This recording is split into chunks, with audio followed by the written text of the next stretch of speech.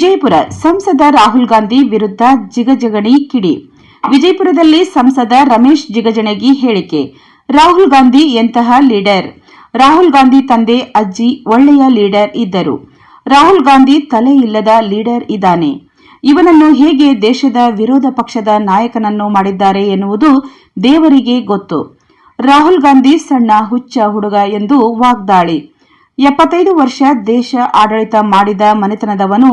ಇವನಿಗೆ dress code ಸಹ ತಲೆಯಲ್ಲಿ ಇಲ್ಲ.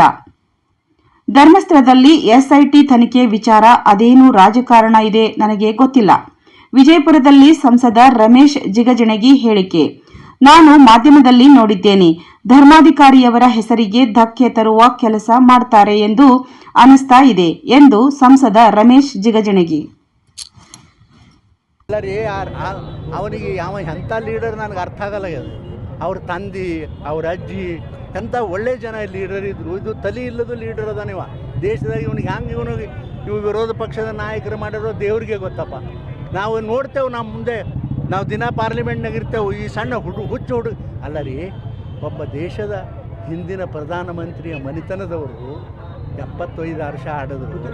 ಇವನಿಗೆ ಡ್ರೆಸ್ಸಿನ ಕೋಡ್ ಸಹಿತ ಅವನಿಗೆ ಇದು ತಲೆಯಾಗಿಲ್ಲ. ಅವನಿಗೆ ಒಂದು ಅಂಗಿ ಹಂಕಳ ಕಾಣಿಸಂಗೆ ಅಂಗಿ ತೊಟ್ಕೊಂಬರ್ತಾನೆ. ನಾಚಿಕೆ ಆಗೋದಿಲ್ಲ ಇವನಿಗೆ.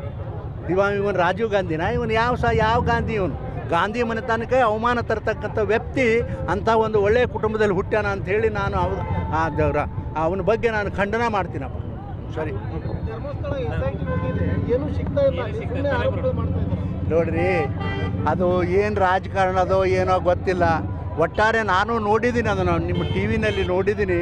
ಇದು ಯಾರೋ ಒಂದು ಅವರ ಹೆಸರಿಗೆ ಧಕ್ಕೆ ತರ್ತಕ್ಕಂಥ ಕೆಲಸ ಮಾಡ್ತಾರ ಅಂಥೇಳಿ ನಮಗೂ ಅನ್ನಿಸ್ತಾ ಇದೆಯಪ್ಪ, ಅಷ್ಟೇ. ಅದು ಬಿಟ್ಟರೆ ನಾ ಏನು ಹೇಳೋದಿಲ್ಲ.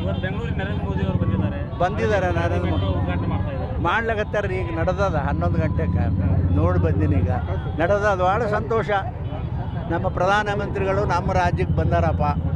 ಅದು ಏನೋ ಇವತ್ತು ಅಭಿವೃದ್ಧಿಯ ಕಾರ್ಯ ಸಲುವಾಗಿ ಬಂದಾರ. ಅವ್ರೇನು ಬರೀ ನಿಮ್ಮ ಪಬ್ಲಿಕ್ ಮೀಟಿಂಗ್ ಸಲುವಾಗಿ ಏನು ಬಂದಿಲ್ಲ, ಅಭಿವೃದ್ಧಿ ಕಾರ್ಯಕ್ರಮ ಸಲುವಾಗಿ ಬಂದಾರ. ಅದನ್ನು ಮಾಡ್ತಾರೆ. ಅದು ತುಂಬ ಸಂತೋಷ. ನೋಡ್ರಿ, ಅದ್ರ ಬಗ್ಗೆ ನಾನು ವಿಚಾರ ಮಾಡ್ತೀನಪ್ಪ. ನನಗಂತೂ ಈಗ ಸದ್ಯಕ್ಕೆ ಏನೂ ನನಗೆ ಮಾಹಿತಿ ಇಲ್ಲ. ಓಕೆ, ಸರಿ.